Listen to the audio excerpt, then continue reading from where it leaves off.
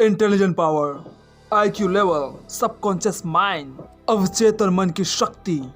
इतने भारी भरकम शब्द का इस्तेमाल करने से पहले मैं आपको एक कहानी सुनाना चाहता हूँ जिससे आपको पता चलेगा कि ब्रेन के असली हाइपर इंटेलिजेंसी किसे कहते हैं। ये कहानी एक महिला की जिसने कई वर्षों तक पैरामेडिकल स्टाफ में काम किया था।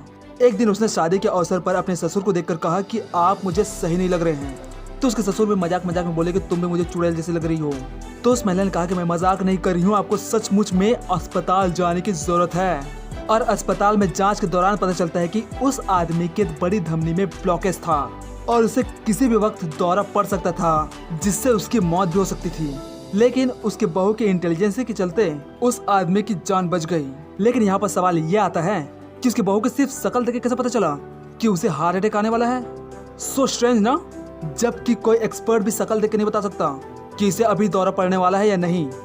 और यही सवाल उस व्यक्ति ने अपनी बहू से भी पूछा। तो उसकी बहू ने कहा कि मुझे नहीं पता कि ये कैसे हुआ, बस मुझे आपको देखकर लगा कि कुछ गड़बड़ है और बस मैंने उस पर एक्शन लिया। तब बगल में खड़े डॉक्टर ने उसकी बहू से पूछा कि तुमने शादी से पहले क्या काम किया था।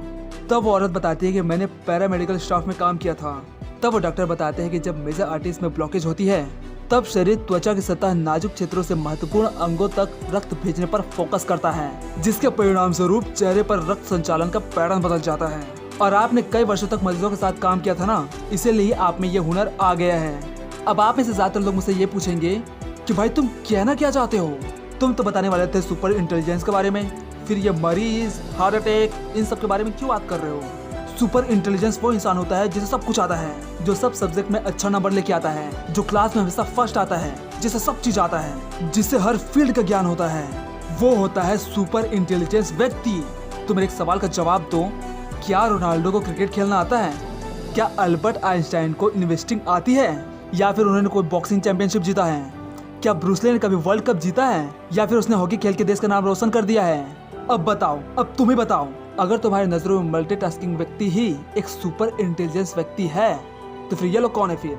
भाई सुपर इंटेलिजेंस पावर सिर्फ उस व्यक्ति में होता है जो सिर्फ एक फील्ड के बारे में संपूर्ण ज्ञान रखता है, ना कि बहुत सारे फील्ड के बारे में थोड़ा थोड़ा ज्ञान रखता है ना। जैसे कि स्टीव जॉब्स, उन्होंने जो भी काम किया है टेक के बारे में ही किया है। आईफोन निकाला, आईपैड निकाला, फिर लैपटॉप निकाल लिया, फिर कंप्यूटर निकाल लिया, लेकिन सभी उसी फील्ड में आते हैं ना। उसी तरह एलन मस्क एक इंजीनियर हैं। उन्होंने पहले टेस्ला कार बनाई और अभी वो एआई रोबो पर काम कर रहे हैं। एक इंसान सिर्फ एक ही फील्ड में बेहतर हो सकता है, चाहे वो अल्बर्ट आइंस्टाइन ही क्यों ना हो।